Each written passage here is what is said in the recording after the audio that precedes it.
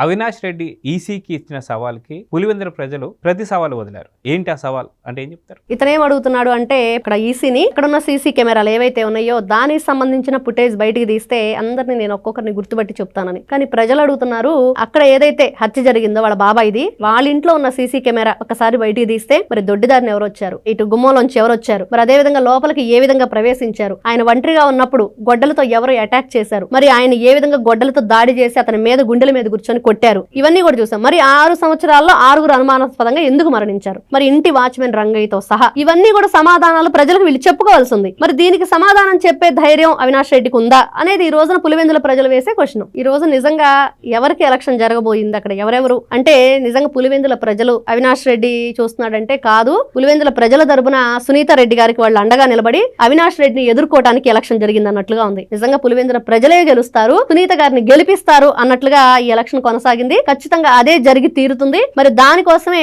అవినాష్ రెడ్డి ఇట్లాంటి మాటలన్నీ మాట్లాడుతున్నాడు అనేది మనకు అర్థమవుతుంది.